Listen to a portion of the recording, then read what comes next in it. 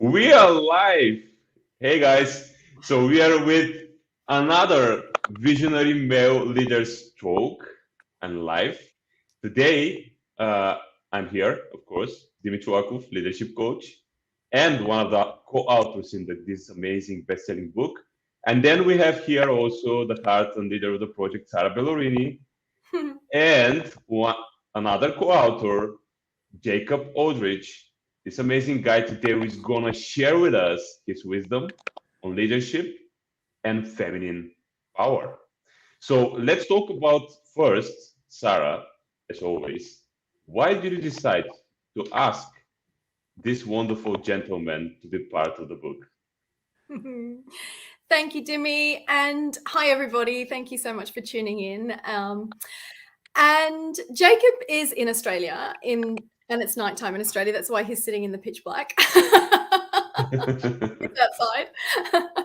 And so, besides being a fabulous fellow Australian, Jacob is a keynote speaker on feminine energy in business. So that is the reason why I invited Jacob to be a part of our fantastic book. And Jacob's developed 6 systems that he's detailed those in his chapter. And it's over to you, Jacob, to tell us more about that and anything else that Dimi wants to ask you about. And why did you decide to be part of the book? G'day all. G'day all. Good morning, good evening, and good night, as they say in the classics. I didn't have to think very hard to decide to be part of the book to answer the question, Dimmy. There's a pretty rare opportunity to take something that I'm so passionate about, which is embracing the feminine energy to create a better business. And when I stand up as a man and talk about that, it can be a little confronting sometimes, and there's things you got to do to be a little bit careful about the message in that space. The opportunity to sit here with 14 other incredible men, and of course, the incredible team, including Sarah, who made it all happen, and share that specific topic in that way that so resonates with the speaking work and the advisory work that I do with businesses around the world. It was just an incredible opportunity to put my name out there. And I think the success of the book, even so far in the early days, has really spoken to how much that combination resonates, that it's not just this feminine energy. That's a bit of a different conversation. It's the fact that there are these men in the world saying, hey, things aren't going to change until the people with power want to change. We recognize we have some power because of our gender, fair or not. That's what we're lumped with. So how do we use that power to have this important conversation? I wasn't going to miss that for the world. Yeah, absolutely. So, Jacob, tell us more about you, who you are, what do you do, what actually brought you in this topic in general, and in what you do in life. It's well, you asked me to share my wisdom. I didn't realize this was a 436-hour webinar. I'll start. Well, the early days, you can discuss the early days with my incredible father, who's another great advisor and speaker that I know you're speaking with later in the week about this book as well. So I'll skip the first few decades of my existence. To be honest, the key message here, and I remember the day in 2009 where it really started to resonate for me. So I've been a business advisor since 2006. I was doing corporate training and operations and things for many years prior to that. And part of having my business, talking to a lot of business owners, I would run a monthly workshop, and I'd get business owners in, and we talk about the business life cycle, and we talk about the connection between vision and strategy and operations and systems, and all the way through down to doing the doing. And by and large, it was incredibly well received. I was busy right the way through the global financial crisis, the Great Recession.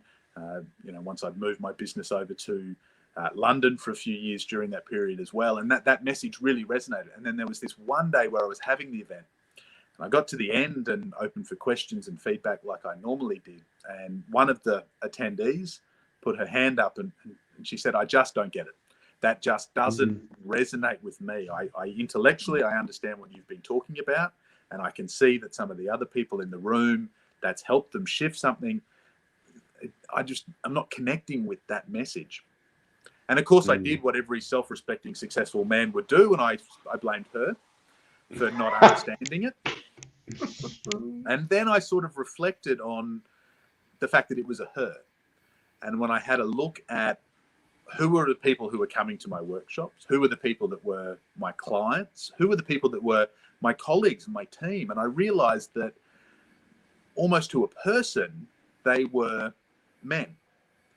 And that's when I realized that it must be something about how I was teaching business, which is therefore how I had learnt business, how I'd been trained in business, which was mostly appealing to half the population.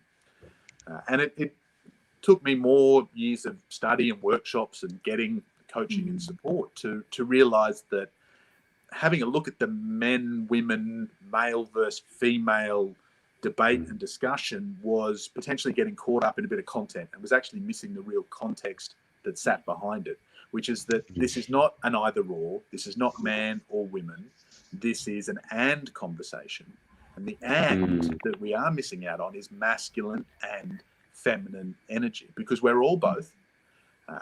However, as a generalization, most men are a bit more masculine energy, most women are a bit more feminine energy. And so I was taking a masculine energy way of doing business out into the world. And that was successful for people who also had a masculine energy. For people like that participant who was sitting in a feminine energy space saying, I don't want to do business that way, I want to do it this way. I was completely missing the mark. And in doing so, was doing a huge disservice to my clients and to their leadership teams. Yeah, absolutely, man. And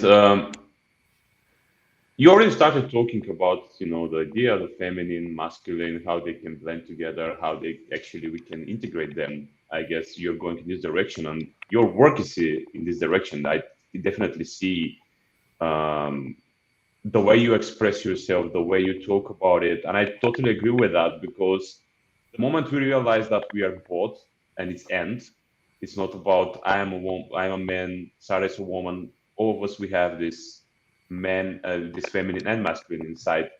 And I'm living in Eastern Europe. I grew here, and here is still is a lot about masculinity, and still is about the macho man and everything. And I cannot be vulnerable. If I'm weak or all of this. But I think work like yours, because you are from the Western world, you are quite a man, as I see. You're a big guy, and you talk about this stuff in this way. I think people will gonna listen to you, because it's one to listen to a woman who is talking about it. Nothing against women, Sarah. You don't understand what I mean. It's another thing when you talk about a man who is a masculine man, obviously, but talking about how you can use the feminine power and feminine energy. So that's a great shift. You can help the world, definitely, and all of us, we are doing that with the book. So I want to ask you, I mean, yes, we know the message of the book, but in your opinion, what makes this book really special for readers and for leaders in particular?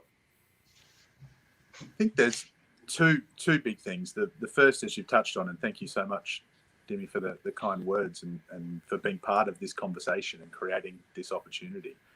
I think there is a real opportunity for us as men to have this conversation. And I don't put my hand up and say that I'm, really massively in touch with my feminine energy. I certainly wasn't when I started learning a lot of this material. So in many ways, I'm that vulnerability, that case study of someone who had to be pulled kicking and screaming into the change. So I can speak from the experience of change, as can many of the other authors, as you see when you read through the chapters of the book, that we're not people who are saying the world isn't serving me, there's something wrong. We're people saying the world's kind of working for me in many ways, but I just know there's something different, and then you start to explore it.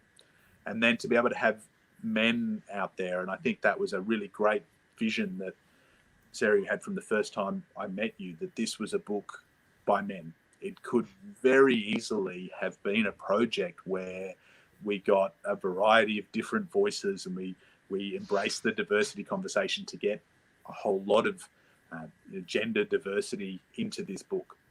And that has a place, and there are other books that can achieve that. To say, no, we want to be focused on the masculine and feminine, and we want that all by men. We want 15 male authors, 15 visionary male leaders to have that conversation. Because if you've got that volume of men, you're going to have people sit up and take notice. Sometimes they might be critical and say, here's a group of men, a book by men, for men, written about women experience in the workplace. Once they read the book, they realize that's not what we've produced, but that's a risk. But I think people are going to sit up and take notice. And for better or for worse, there are male leaders who will mostly or only listen to the perspective of other male leaders. They're some of the key people we need to change in this space. And I think this book gives us a real opportunity to do it, because they can't hide behind, well, that's other people, that's women, or that's LGBTQI, or that's leaders who are not me. There are men out there, and most leaders in business in the world today are still men, the vast majority. And there are men out there who don't want to change, and they don't want to listen to diversity of opinion. They don't want to listen to other voices. And when you suddenly put a book in front of it and the work we're doing in these conversations and say, here's a whole heap of men from around the world, successful business leaders, advisors, mentors, saying, no, you need to listen. I think that's going to get more people to actually listen, and then to appreciate the message, to realize maybe the assumptions they made weren't accurate, and that they can actually make some real practical, easy changes to benefit their business. Yeah, absolutely. Jacob, thank you for saying that, because it was very, very, very intentional to have this book for men by men on feminine leadership traits. and I did have, people push back at me, and I had women that wanted to be involved. I had feminists say, what do you mean? What are you doing? This is just against feminism. And I was, and I had to, and I listened to all of that. And it's been a very, very interesting journey, but that was one very, very kind of very conscious decision that I made. And we're staying with that as we move forward as well, because as you've just said, that there are a group of men that will not listen to women, unfortunately, and they will only listen to men on this kind of a topic. And just to say that this is not about feminism. This is about feminine leadership traits and masculine leadership traits, or as you're saying, Jacob, feminine energy and masculine energy. And both Dimmy and I are actually energy leadership coaches, so we understand the whole energetics. And it is really interesting, and to really repeat what you've just said, it isn't gender specific. Men and women have masculine and feminine energy. Men and women can have an imbalance of toxic masculine or toxic feminine. And really, the idea behind this book is to bring to light the toxic masculine that we all have. And I've totally worked with that in me and within that environment, and as a result had burnout.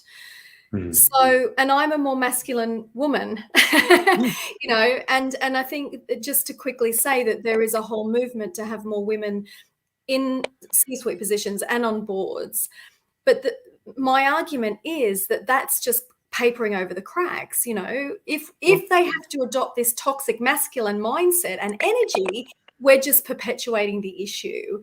So it is for everybody, though it's specifically written by men for men, because as you've said, that if we can go to the top of the biggest corporations in the world, like how much of an impact can we make when we become integrated humans and integrated leaders? And that's really what it's about for me, is that impact piece. And I know for you guys as authors as well, it's very much about the impact. And I think you touch on there a key trap that we can fall into when we go looking for better gender balance, which is we focus on the male and female, the man and the woman. And, we can kind of get equality or quotas or a whole lot of these things.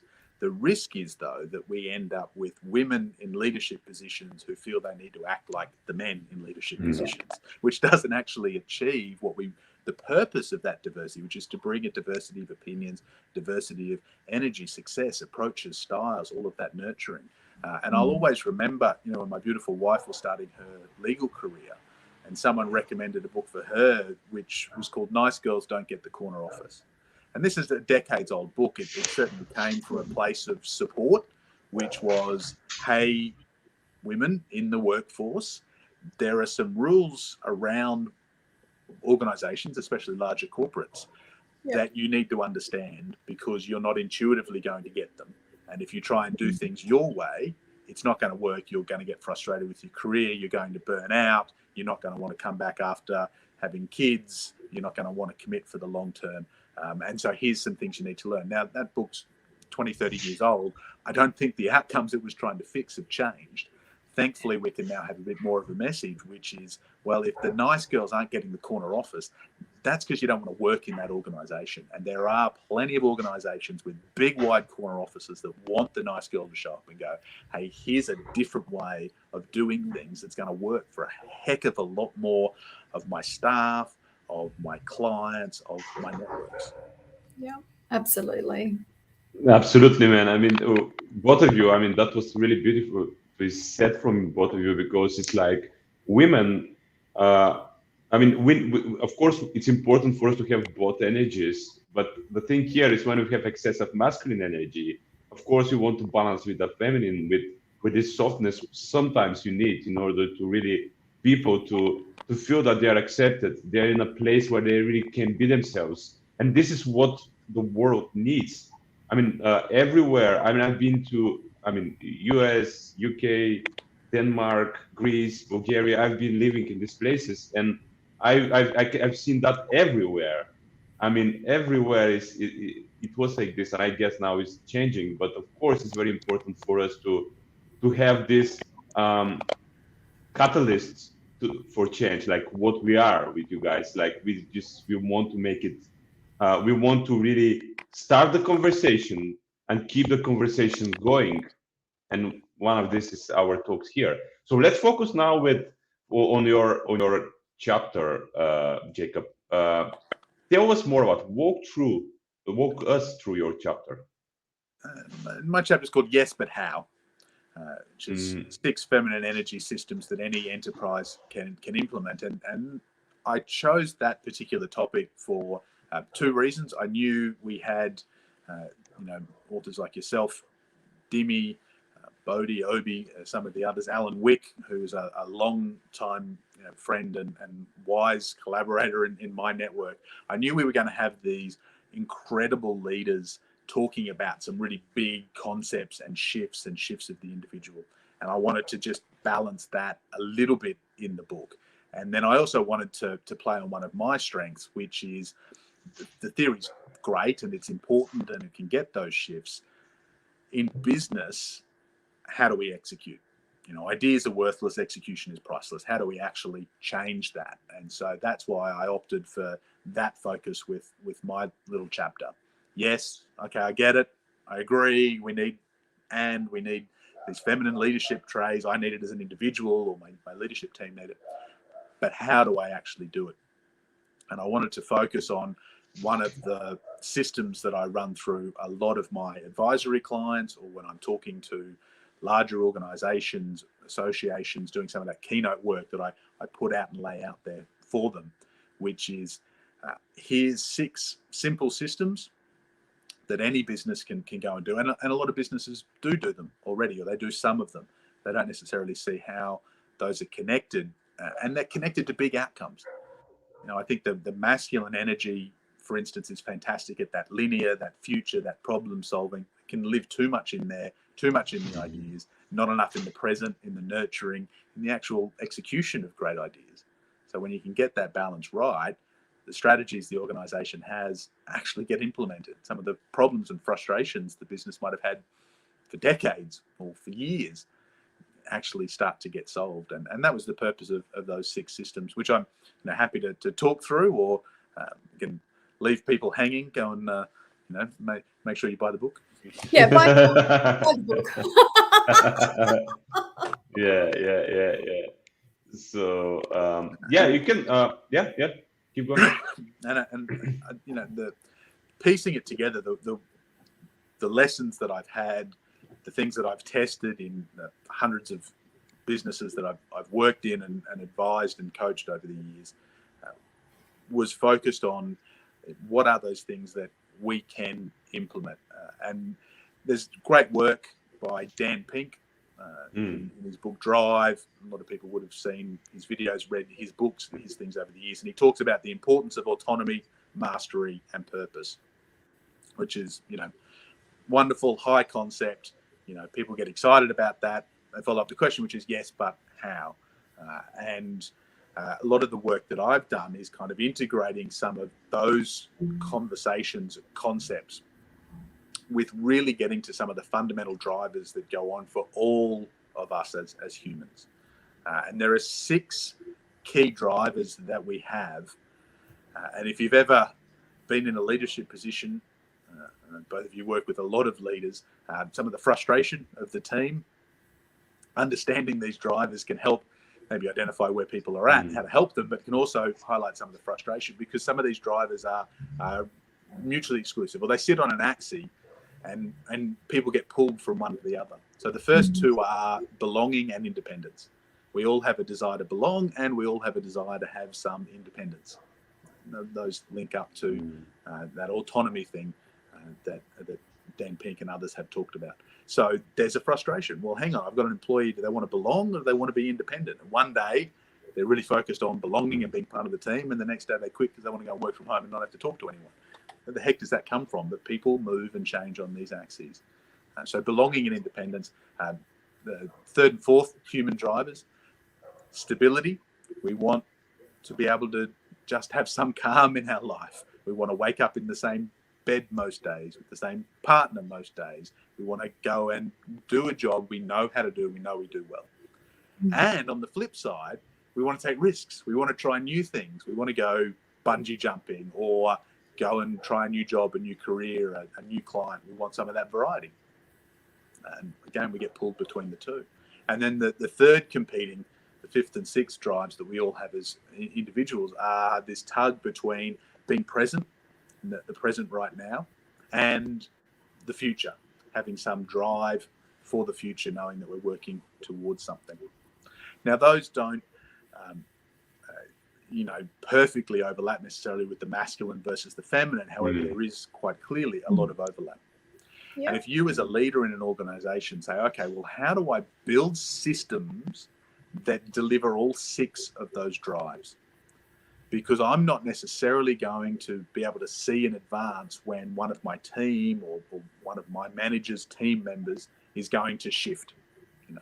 They really want stability, and then whatever reason, something happens and they make a overnight change. They want to take some risks. I'm not necessarily going to see when that happens, so I need the systems in place in my business so that whenever it happens, they're already getting that. We're already delivering that internally as an organization.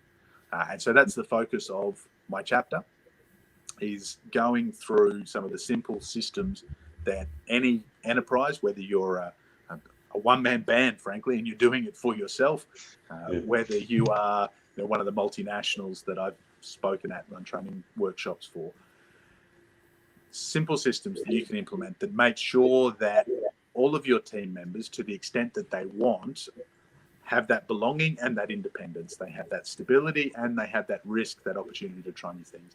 And they have a connection in the present to your organization, and they know your organization has a connection to their personal future. And if you can do that, you're going to retain staff, you're going to get the best of your staff. And, something that I'm seeing a lot more, I've been talking about in some of my economic videos, which is a whole other thing, the Great Resignation. That right now, around the world, there are hundreds of thousands of people who are quitting their jobs and not going somewhere else. They're to a degree, some of them are dropping out of the system. Unemployment rates are down because, by and large, in the Western world at least, we measure unemployment by people who are actively looking for work.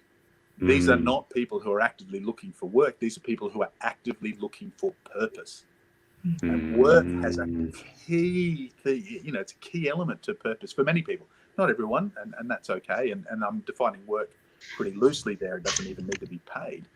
However, that ability to do things and to be of service and add value to others or to the community, critical part of purpose. If your organization has got the systems in place that can deliver on all 6 of those drives, that can touch on the masculine and feminine, and wherever someone sits in their balance of those, they feel connected and at home in your organization, the great resignation is an opportunity, because all of these people are looking for purpose. They're going to think, wow, you're doing something different. I can't see too many big companies, who are really embracing that just yet. I think the ones that do are onto a real opportunity. Yeah, absolutely. Absolutely, Jacob. Thank you for sharing. You walk us through the chapter, and I read it, and I'm going to read it again, because there are so many interesting, places where you can just stay on.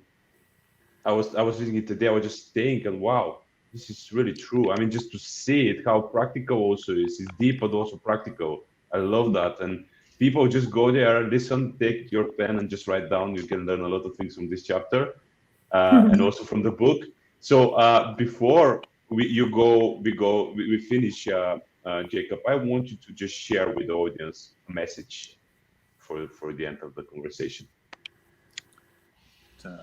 Well, when in doubt, Bill and Related Ted. to the conversation. Oh, right. Okay. Well, I was saying, be excellent to each other is always a key thing.